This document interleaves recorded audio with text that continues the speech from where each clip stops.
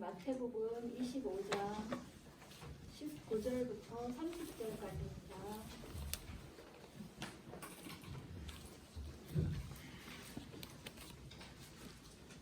오랜 후에 그 종들의 주인이 돌아와 그들과 결산할세 5달란트 받았던 자는 5달란트를 더 가지고 와서 이르되 주인이여 내게 5달란트를 주셨는데 보소서 내가 또 5달란트를 남겼나이다.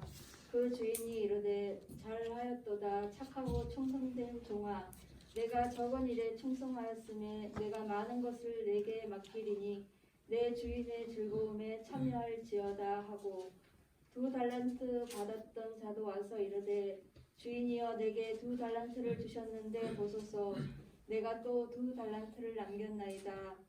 그 주인이 이르되 잘하였도다 착하고 충성된 종아 내가 적은 일에 충성하였으니 내가 많은 것을 내게 맡기리니 내 주인의 즐거움에 참여할지어다 하고 1달란트 받았던 자는 와서 이르되 주인이여 당신은 굳은 사람이라 심지 않은 데서 거두고 해치지 않은 데서 모으는 줄을 내가 알았으므로 두려워하여 나가서 당신의 달란트를 땅에 감추어 두었었나이다.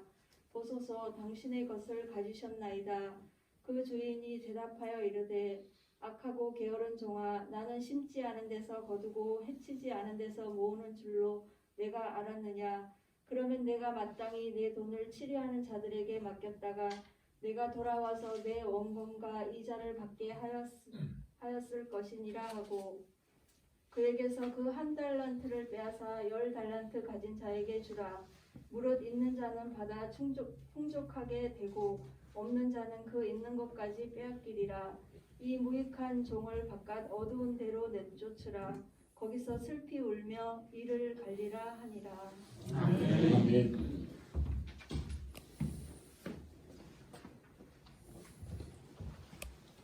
신실하신 하나님의 충만한 은혜가 여러분과 함께 하시기를 기원합니다. 아멘. 우리 시대의 역설이란 제목의 글로 말씀을 시작하고자 합니다. 주보글에도 넣어놓았는데요. 같이 보셔도 좋겠습니다. 건물은 높아졌지만 인격은 더 작아졌다. 고속도로는 넓어졌지만 시야는 더 좁아졌다.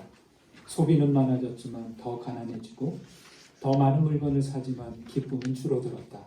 집은 커졌지만 가족은 더 적어졌다. 더 편리해졌지만 시간은 더 없다. 학력은 높아졌지만 상식은 부족하고 지식은 많아졌지만 판단력은 모자라다. 전문가들은 늘어났지만 문제는 더 많아졌고 약은 많아졌지만 건강은 더 나빠졌다. 너무 분별 없이 소비하고 너무 적게 웃고 너무 빨리 운전하고 너무 성급히 화를 낸다. 너무 많이 마시고 너무 많이 피우며 너무 늦게까지 깨어있고 너무 지쳐서 일어나며 너무 적게 책을 읽고 텔레비전은 너무 많이 본다. 그리고 너무 드물게 기도한다. 가진 것은 몇 배가 되었지만 가치는 더 줄어들었다. 말은 너무 많이 하고 사랑은 적게 하며 거짓말은 너무 자주 한다. 생활비를 버는 법은 배웠지만 어떻게 살 것인가는 잊어버렸고 인생을 사는 시간은 늘어났지만 시간 속에 삶의 의미를 넣는 법은 상실했다. 세계 평화를 더 많이 얘기하지만 전쟁은 더 많아지고 여가 시간은 늘어났어도 마음의 평화는 줄어들었다. 더 빨라진 고속철도, 더 편리한 일회용 기저귀, 더 많은 광고 전단, 그리고 더 줄어든 양심, 쾌락을 느끼게 하는 더 많은 약들, 그리고 더 느끼기 어려워진 행복. 호주의 제프 딕슨이라는 분이 오래전에 인터넷에 올린 시로 그 후로도 사람들이 비슷한 유형으로 계속 댓글로 달고 있다고 합니다. 어떤가요?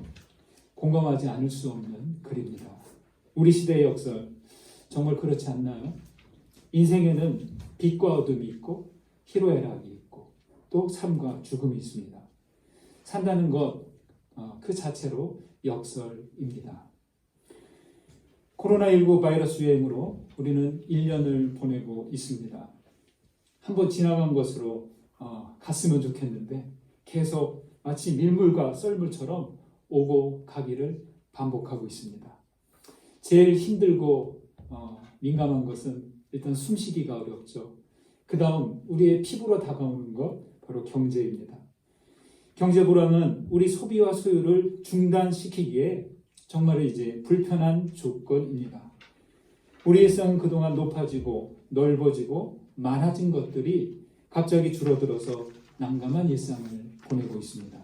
그런데 역설적인 것은요, 오히려 그동안 작아지고 좁아지고 줄어든 것들이 커져가고 있다는 사실입니다.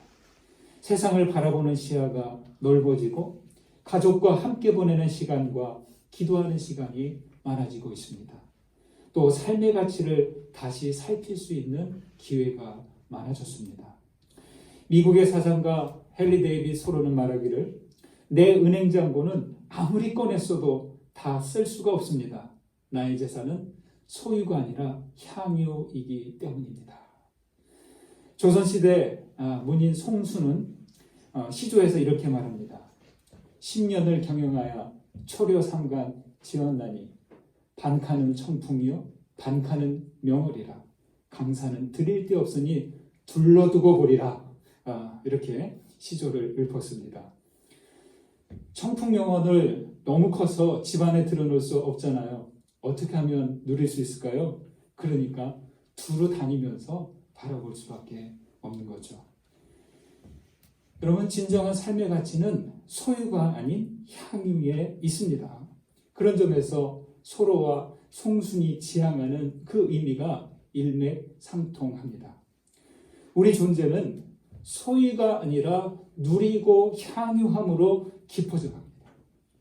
소유하고자 하는 욕망은 우리 인생을 가라앉게 합니다. 그러나 존재하려고 하는 욕망은 순례자로 나아가게 합니다.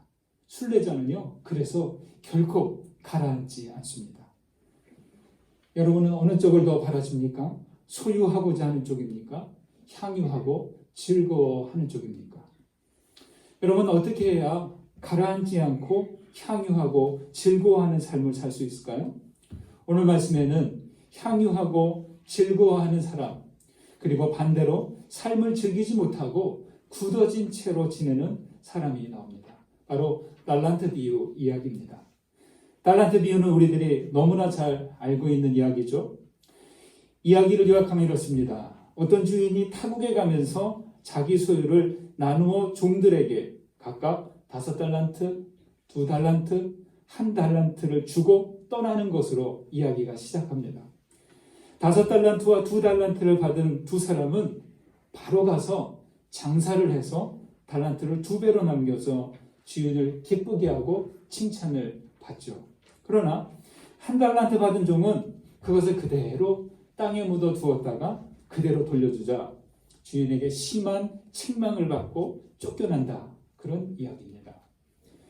달란트 비유에서 우리는 우리가 받은 그 다양한 재능들을 활용하고 각자 처한 위치에서 하나님의 영광을 드러내야 된다. 이렇게 배웠습니다.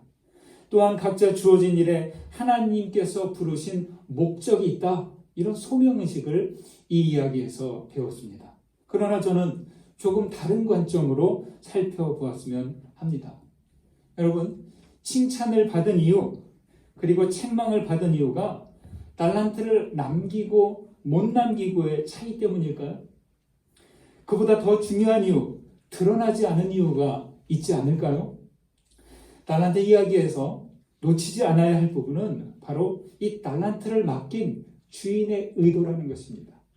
이거다라고 정확히 나와 있지 않아요. 그러나 이 이야기에서 주인의 의도와 그 뜻을 우리가 살필 수 있는 부분이 있습니다. 14절과 19절 말씀을 보실까요? 먼저 14절 있습니다. 또 어떤 사람이 타국에 갈제 그 종들을 불러 자기 소유를 맡김과 같으니. 19절, 오랜 후에 그 종들의 주인이 돌아와. 달란트는 무게 단위입니다. 그런데 화폐로는 1달란트가 6천 데나리온에 해당합니다. 당시 화폐로. 그러면 이 데나리온은 어느 정도의 금액일까요? 당시 노동자 하루 품삯이 임금이 1데나리온이었습니다. 그러니까 6천 데나리온 한번 생각해 보세요. 대략 한 20년은 쓰지 않고 모아야 하는 그러한 액수입니다. 여러분, 여러분에게 이 정도의 물질이, 자본이 하루아침에 주어진다면 어떻게 하시겠습니까? 그동안 바로 직장에 사표 쓰고 여기저기 가고 싶은 데 다니고 흔히들 뭐 이런 식으로 생각할지 모르겠습니다. 이렇게 많은 돈을 종들에게 맡길 정도라면 주인은 상당한 재력가고 종들도 어느 집 허드렛 일을 돕는 그런 종이 아니라 엄청난 규모의 재산을 가진 부자의 비서 정도가 아닐까 이렇게 생각이 됩니다. 달란트가 의미하는 것은 무엇일까요? 그동안 달란트는 각자에게 주어진 재능, 은사 이 정도로만 생각했던 것 같아요. 그러나 저는 틀리진 않은 이해라고 봅니다. 하지만 제가 볼 때 달란트는 더 큰 것을 상징한다고 봅니다. 시간, 기회, 생명, 구원의 축복, 더 나아가 우리 인생 전체가 아닌가 저는 그렇게 봅니다. 우리에게도 이 달란트가 주어졌죠. 이 소유권이 나에게 있지 않은 이유는 내 삶의 시작과 끝을 내가 정하지 못하는 거예요. 우리의 시작, 내가 몇 날 며칠 어느 지역에 태어나서 살겠어 이러고 태어나신 분 계세요?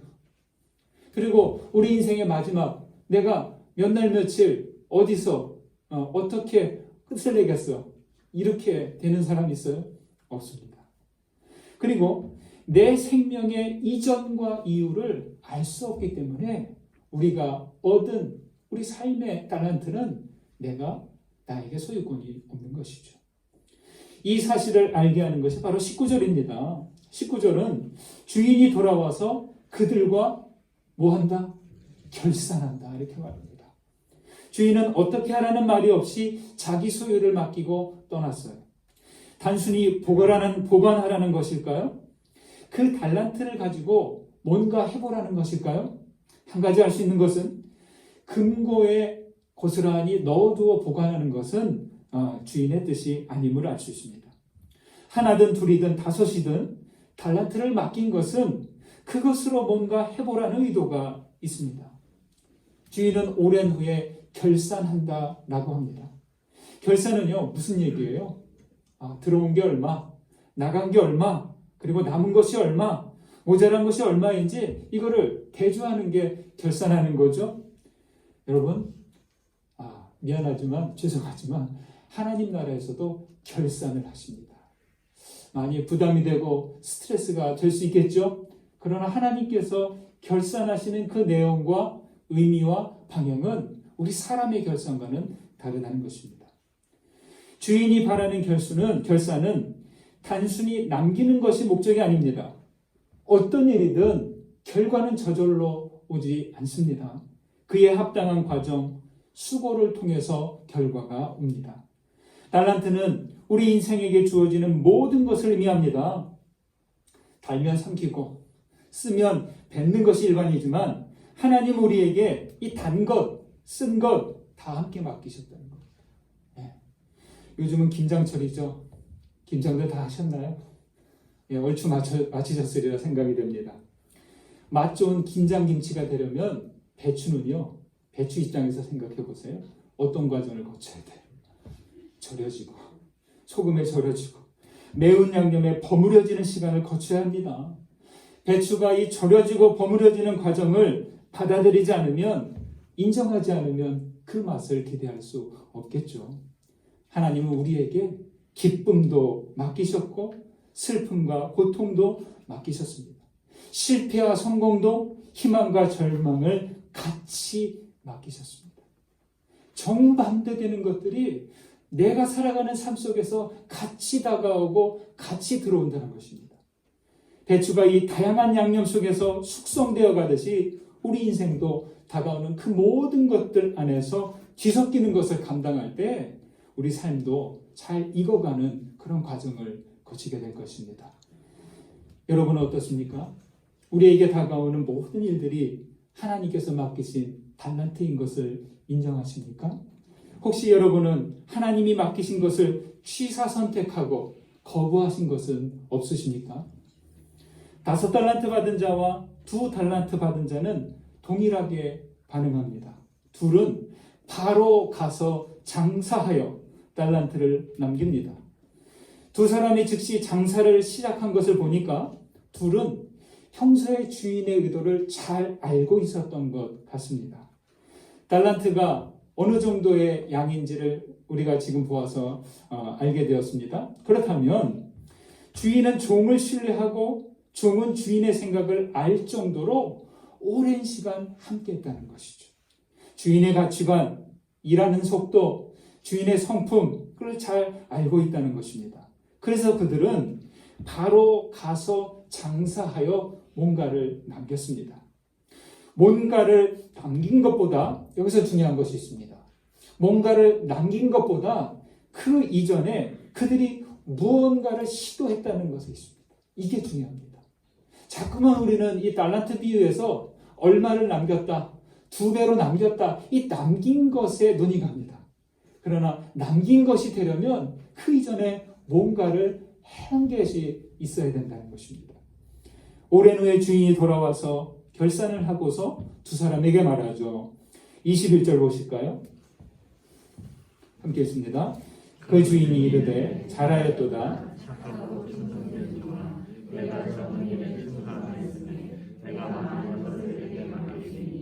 내 주인의 즐거움에 참여할지어다 하고, 주인이 두 종을 잘하였다 칭찬합니다. 저도 칭찬받고 싶어요. 잘하였다. 우리 모두 칭찬받는 그런 사람이 되고 싶어 하실 겁니다. 그런데요, 주인의 칭찬은 더 이어줍니다. 뭐라고 하냐면 착하고 충성된 종아, 이렇게 말하고요. 또 더 나아가서 주인의 즐거움에 참여하라, 이렇게 말합니다. 여기 충성은요, 피스토스라고 하는데요, 성실함, 신실함입니다. 피스토스가 명사형이 되면 피스티스, 뭐냐? 바로 믿음이 됩니다. 여러분, 믿음은요, 단순하지 않습니다. 아주 짧은 두 글자이지만 이 믿음이라는 말에 담겨진 의미는 아주 깊고 넓고 촘촘합니다. 훨씬 더 깊고 넓고 그 사이가 아주 촘촘해요. 그래서 신실함과 성실함이라는 뜻이 거기에 있습니다. 이 성실함이라는 말이 스페인어에 보니까 신세로라고 합니다. 이탈리아 쪽에서는 신체로 이렇게 말하는데요. 본래 이게 무슨 뜻이냐면 왁스를 칠하지 않은 그런 뜻이에요. 다른 말로 하면 초를 칠하지 않은, 여기서 나온 것인데요. 그쪽 지역은 대리석이 많잖아요. 근데 대리석에 갈라진 곳이 있고 흠이 있으면 값을 높게 못 받는데요. 그러니까 이 대리석을 파는 사람들이 어떻게 했냐면 거기에 초를 칠하는 거죠. 초를 녹여서 왁스죠. 그거를 이렇게 칠해 놓으면 반들반들하니까, 울퉁불퉁하지 않으니까 좀 값을 높게 받을 수 있는 거예요. 그래서 그런 속임수가 없는 대리석이 신세로, 성실한 그런 뜻이 되었다는 거죠. 나무를 보십시오. 여러분, 나무는 성실함과 신실함을 잘 보여줍니다. 나무의 뿌리와 가지는요, 결코 그 마디마디 사이사이를 절대로 비우고 건너뛴 채 자라지 않습니다. 잎과 꽃과 열매, 가지 끝부터 뿌리 끝까지 나무는 성실하게 자신을 채워갑니다. 나무학자 강판권님은요, 그런 나무를 두고 중용에 나온 성실이라는 말로 설명합니다. 성실, 정성성자, 열매 실자로 되어 있죠. 무슨 뜻이에요? 정성을 다해야 열매가 된다는 거예요. 어떤 나무의 열매든 여러분 그것을 가볍게 보시면 안 됩니다. 그 열매가 나오기 위해서는 그 식물과 나무가 아주 정해진 기간 동안 성실하게 반응했기 때문에 그 열매가 나왔다는 거죠. 그래서 중용에서는 이렇게 말합니다. 성실은 하늘의 도리이고 성실하려는 노력도 사람의 도리다. 여러분, 예수님은 우리를 죄와 사망에서 구원하셨습니다. 예수님의 고난과 죽음은요, 눈을 질끈 감고 휙 하고 지나는 일이 아니었다는 거죠. 주님은 이 고난과 죽음을 받아들이면서 건성으로 임하지 않으시고 매 순간 성실하게 임하셨다는 겁니다. 겟세마네에서 어떻게 하셨어요? 에이 몰라, 될 대로 되더라지 절대 이렇게 기도하지 않으셨어요. 아주 치열하게 기도하셨어요. 재판과 사형당하시기까지 온몸으로 그 모든 과정을 감당하셨습니다. 주님은 십자가 순환을 성실하게 받아들여서 하나님께 자신의 신실함을 보여주셨어요. 따라서 여러분, 믿음에서 이 신실함, 성실함을 뺀다면 우리 믿음은 어떻게 될까요? 헐렁한 믿음이 되는 거예요. 내가 믿습니다. 이런다고 믿음이 있는 게 아니에요. 내가 믿는다면 나의 모든 순간이 아주 차곡차곡 빠뜨리지 않고 채워져야 우리의 믿음이 꽉 찬 그런 믿음이 되는 것이죠. 착하고 충성된 종이라고 칭찬받은 이들은 그렇게 맡겨진 달란트를 성실하게 활용했습니다. 꽁 잡는 게 매다. 그래서 결과만 좋으면 과정도 좋은 것이다. 이렇게 말할 수 있나요? 그렇지 않습니다. 피스토스, 충성, 성실, 신실, 이거는 결과에 대한 말이 아니라 매 순간 충실하게 살아낸 두 종의 전 인생을 칭찬하는 그런 말입니다. 이와 같은 충성과 성실이 바로 주인의 즐거움에 참여하라는 말이 나오게 한 것이죠. 여러분, 인생의 참된 의미는 바로 이런 과정을 통해 얻는 것 아닐까요? 다른 것들에 충성하지 말고 오직 하나님께만 충성하시고 성실하여서 하나님의 즐거움에 참여하시는 우리 모두의 인생 되시기를 축원합니다. 주인의 즐거움에 참여한 두 종과는 달리 세 번째 종은 주인에게 심하게 책망을 받습니다. 주인은 그를 뭐라고 하냐면 이 악하고 게으른 종아 이렇게 말합니다. 여러분, 어려운 때 본전만 차려도, 본전만 해도, 현상 유지만 해도 잘하는 것 아닐까요? 손해보지 않고 그냥 이 정도만 그대로 해도 그래도 좀 손해는 안 봤는데 손실은 없는데 괜찮은 거 아닌가요? 이렇게 말할 수도 있겠습니다. 그러나 주인은 종을 향해서 이 게으르고 악한 종아 아주 심하게 야단을 하십니다. 24절 보실까요? 같이 읽습니다. 한 달란트 받았던 자는 와서 이르되 주인이여 당신은 굳은 사람이라 심지 않은 데서 거두고 해치지 않은 데서 모으는 줄을 내가 알았습니다. 악하고 게으른 종이라는 그러한 책망을 받았다면 움찔할 줄도 아는데 이 종은 뭔가 이렇게 당당하게 설명을 합니다. 한 달란트 받은 자는 달란트를 땅에 묻어두었는데 그 이유가 뭐냐면 주인이 두려워서라는 거죠. 이 사람은 주인을 어떻게 생각했냐? 심지 않은 데서 거두고 해치지 않은 데서 모으는 사람으로 생각했습니다. 이게 무슨 뜻인가요? 이것은요, 노력도 하지 않고 이익만 바라는 사람들. 주인이여, 당신은 수고도 하지 않고 그냥 이익만 내려고 하는 그런 불로소득을 즐기는 사람 아닙니까? 이렇게 말하고 있다는 거죠. 그래서 자칫 사업을 하다가 투자금 손해가 나면 큰 책임을 물을 것 같아서 위험을 감수하지 않기로 한 것이죠. 이 종은 주인을 어떻게 보고 있어요? 별로 안 좋은 주인. 이미 판단이 끝났어. 이 주인은 안 되겠어. 내가 이 사람한테 이익을 줄 필요가 없잖아? 이런 식으로 본 것이죠. 여러분께서 보시기엔 어떠십니까? 종은 일하기 싫었던 것 아닐까요? 자기는 다른 종들과 비교하여 달란트를 덜 받은 것에 불만을 가졌던 것 아닐까요? 세 번째 종은 어딘가 말할 수 없는 상태로 꼬부라진 상태. 어딘가가 이렇게 꼬부라져 있어요. 그런 이유로 반항 심리로 에라 모르겠다. 내가 책임은 면하자. 일하기는 싫고 그러니까 땅속에 묻어 두었던 것이죠. 그러면서 종은 원인을 어떻게 말합니까? 주인에게 돌려대는 것이죠. 종은 자기 감정, 자기 편견에 갇혀서 자의적으로 주인을 판단하고 있는 것입니다. 여러분, 에덴 동산에서 있었던 일 아시죠? 아담의 대세가 생각납니다. 하나님께서 금지된 열매를 먹은 것을 책망하시자 그때 아담의 대사가 이렇습니다. 하나님이 주셔서 나와 함께 하신 저 여자가 주어서 먹었다. 이렇게 말합니다. 반대로 한번 말해 볼게요.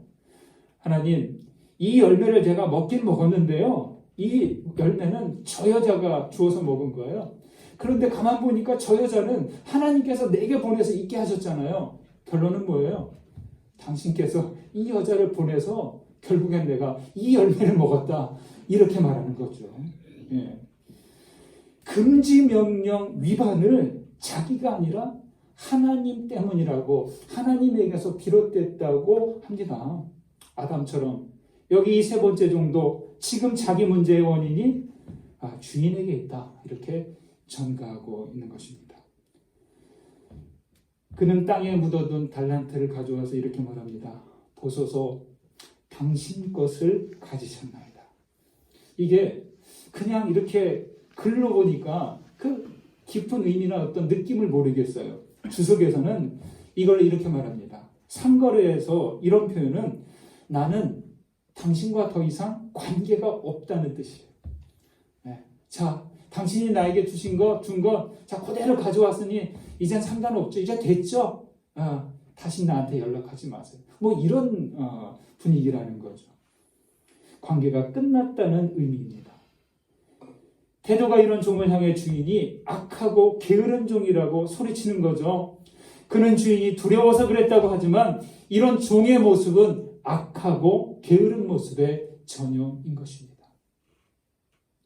여러분, 게으른 것은요, 자기에게 주어진 달란트를 누리지 못하고 아무것도 하지 않고 그대로 두었기 때문에 이 게으른 것.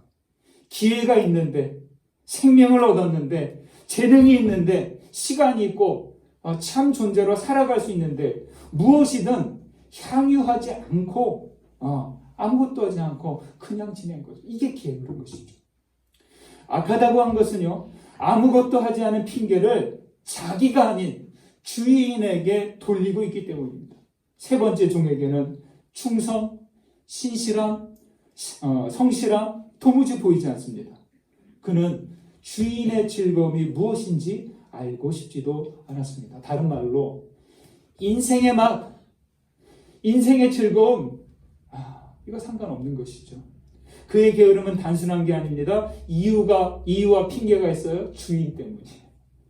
그 결과 종은 소중한 길, 다시 오지 않을 달란트를 그대로 두어서 남기는 것 없이 지나가고 맙니다.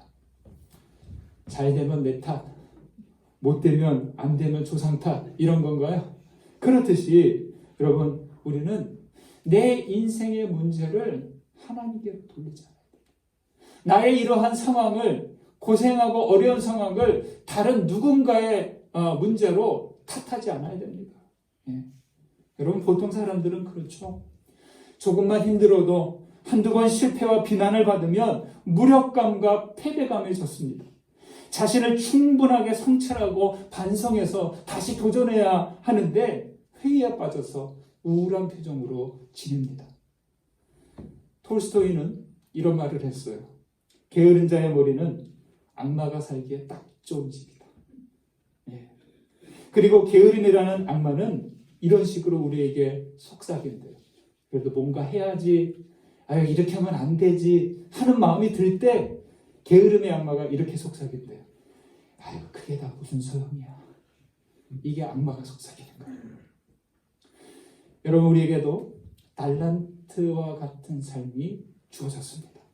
그 삶을 충성된 삶을 살고 주인이신 하나님의 즐거움에 참여할지, 게으른 삶이 되어서 슬피우는 삶이 될지는 바로 우리에게 달렸습니다. 나에게 그 충성된 삶과 게으른 삶이 되는 그 분기점이 나에게 달려 있습니다. 악마가 좋아하는 게으름의 집을 허물고 은혜의 집을 더욱더 탄탄하게 세워가십시오. 그리고 어떤 일이든 모두 받아들여서 은혜 안에서 익어가게 하십시오. 성실함과 신실함으로 충성된 삶을 살아가시고 하나님의 즐거움에 참여하시는 복된 날들 되시기를 주의 이름으로 축원드립니다. 받은 은혜 생각하면서 거듭의 기도 드리십니다.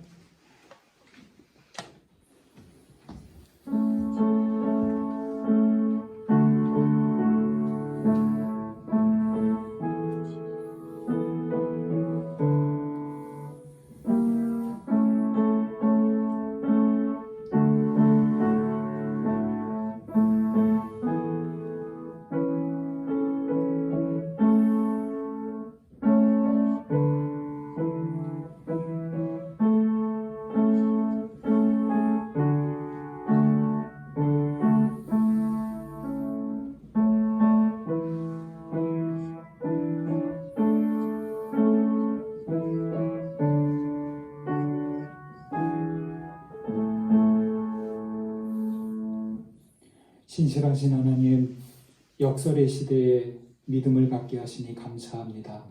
우리에게 생명과 시간을 맡기시고 은혜와 영생을 허락하시니 감사드립니다. 오 주님, 소유하려는 욕망으로 가라앉는 인생에서 물러나 이제는 삶을 향유하며 순례자로 살게 하옵소서. 그리스도께서 성실함으로 공생애와 그 고난을 받아들이셨듯이 우리도 성실함으로 충성된 삶을 살아가게 하옵소서. 때론 어려운 일을 만날 때마다 하나님을 원망하고 불평하는 우리를 긍휼히 여기시어 게으름의 집에서 나와 은혜의 집에 살며 하나님의 즐거움에 참여하게 하옵소서. 예수 그리스도의 이름으로 기도드립니다. 아멘.